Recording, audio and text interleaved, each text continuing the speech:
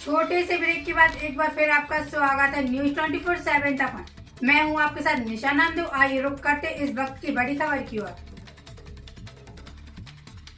टीकमगढ़ संत रविदास गुरु साधारण परिवार में जन्मे थे, जिनकी शोभा यात्रा नगर अंबेडकर मंगल भवन से होकर राजमहल चौराहा, जवाहर चौराहा, मिश्रा गांधी चौराहा होते हुए कटरा बाजार से जगह जगह स्वागत किया गया, जिसमें घोड़ा व डीजे बैंडों के साथ नगर भ्रमण किया गया।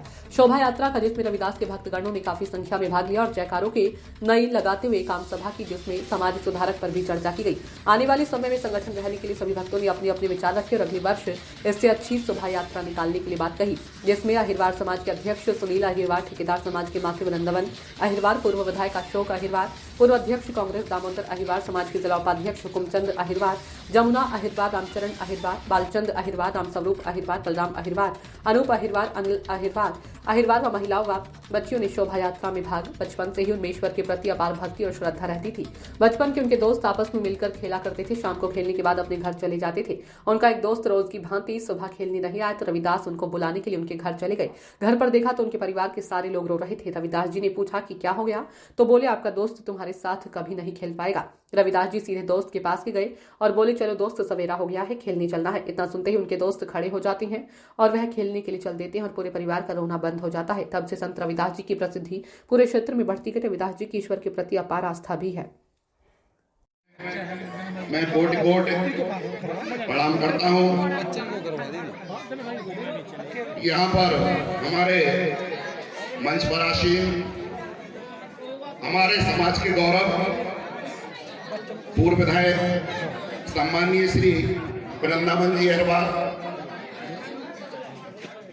हमारे समाज के जिम्मेदार, समाज सेवा में हमेशा तत्पर रहने वाले भाई दामोदर अहिरवार जी,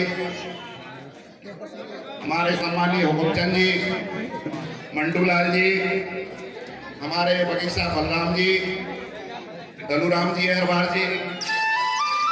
सुंदर माला का स्वरूप ले लेती है। इसलिए मैं आज इस मौके पर सभी समाज के भाइयों से यह निवेदन करना चाहता हूँ, ये प्यार और सम्मान आपका है जो मंच पर बिठाकर आप सबने हमें दिया है, लेकिन आप उस फूल की छोटी सी फूल का वो एक रूप हो सकते हैं। आप ये महसूस ना करें कि आप कोई बड़ा फूल है या छोटा फूल है। समाज के बहुत अभिन्न अंग हैं आप, और आप सब ने मिलकर के, हम सब ने मिलकर के समाज की अच्छी रचना की है। तभी आज एक सुंदर बगीचे के रूप में, एक सुंदर फुलवारी के रूप में हम सारे लोग यहाँ एकत्रित हुए हैं। मैं अपेक्षा करता हूँ कि समाज को इसी तरह हमें अपनी सुंदर सी माला में पिरो के रखना है और आगे हमें समाज को आगे बढ़ाने के लिए अच्छे अच्छे काम करना है। संत रविदास जी के बारे में हम क्या क्या कहें, इतने सारे वृत्तांत हैं और वो ऐसे महापुरुष थे कि उनके बारे में जितना भी अपन कहें उतना कम होगा।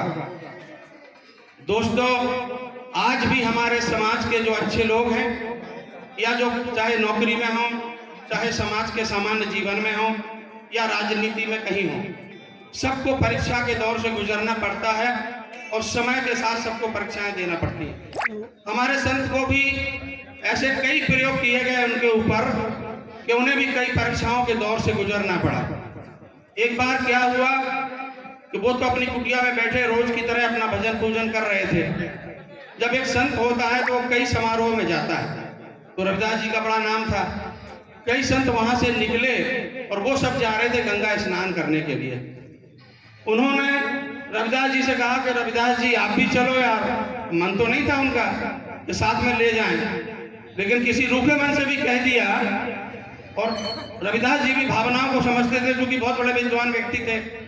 उन्होंने अपनी असमर्थता जताते हुए कहा कि मेरी क्षमता नहीं है कि मैं आपके साथ इतना दूर चल के गंगा का स्नान कर सकूं। मैं तो सिर्फ इतना सा निवेदन आपसे करना चाहता हूं कि मैं ये छोटी सी भेंट आपको दे रहा हूं और आप सब लोग स्नान कर लें, पूजा कर लें, अपना भजन कर लें। इसके बाद हमारी ये छोटी सी दक्षिणा जो है वो गंगा माँ को चढ़ा देना। वे भी चाहते थे कि काय कोई को चक्कर में पढ़ाई को लो आ जाए संगे।